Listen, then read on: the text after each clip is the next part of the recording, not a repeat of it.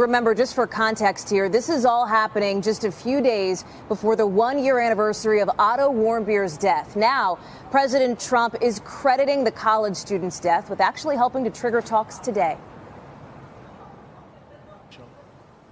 Otto did not die in vain. He had a lot to do with us being here today. President Trump today tying Otto Warmbier's death to diplomacy on the Korean Peninsula. Kim Jong Un, as you know, has killed family members, has starved his own people, is responsible for the death of Otto Warmbier. Why are you so comfortable calling him very talented? Well, he is very talented. Anybody that takes over a situation like he did at 26 years of age and is able to run it and run it tough. I don't say he was nice, or I don't say anything about it. Otto Warmbier is a very special person, and he will be for a long time in my life. His parents are good friends of mine. I think without Otto, this would not have happened. Something happened from that day. It was a terrible thing. It was brutal. But a lot of people started to focus on what was going on, including North Korea. 2, 1. Warmbier, a college student at the University of Virginia, had no idea his life would change so dramatically in January 2016 when North Korea imprisoned him for stealing a propaganda poster during a group tour of the country. He was 21. Please think of my family. Warmbier was officially handed 15 years of hard labor. Unofficially, it was a death sentence. I have made the worst mistake of my life. After 17 months in prison, Warmbier was released on what North Korean officials called humanitarian grounds. But he arrived home in a vegetative state and died 6 days later. Otto Warmbier has just passed away. The North Koreans claimed Warmbier contracted botulism and fell into a coma after taking a sleeping pill. But doctors in the U.S. said they found no signs of that. The cause of his brain damage was never officially determined, but his father believes it was torture. The Warmbier family announcing a lawsuit against the North Korean regime in April.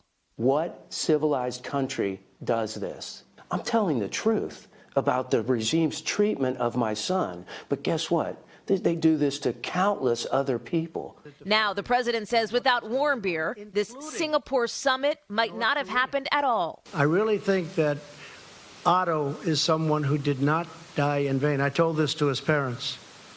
Special young man, and I have to say, special parents, special people. And speaking of those parents, both the president and vice president have been in touch with Warmbier's family prior to the summit here in Singapore. We also know that the president had spoken with the Warmbiers just before the release of those 3 Americans who had been detained in North Korea, knowing that would be a sensitive time for them.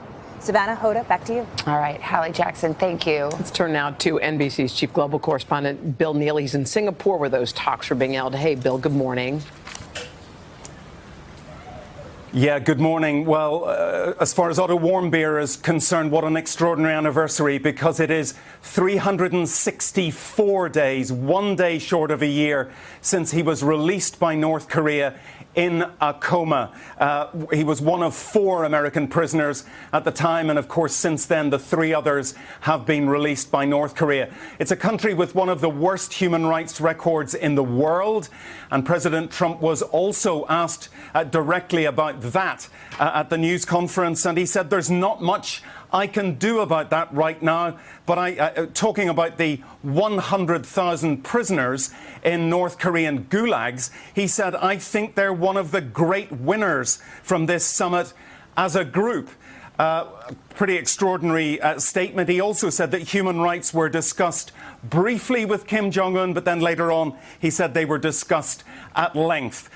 The other surprising thing about the news conference was the announcement, of course, about military exercises, and it is causing some anxiety in South Korea. The president saying that the military exercises, the war games as he called it, would be cancelled because they were provocative and expensive. Well, the war games are due to start in just weeks' time, in August, in 2 months' time.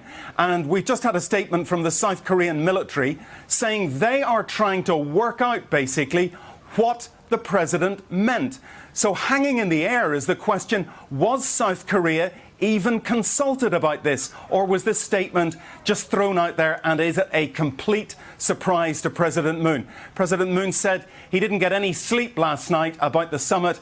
He may have more sleepless nights to come, guys. A lot of moving parts there to sort out. Bill, thank you. Hello, Today fans. Thanks for checking out our YouTube channel. Subscribe by clicking that button down there and click on any of the videos over here to watch the latest interviews, show highlights, and digital exclusives.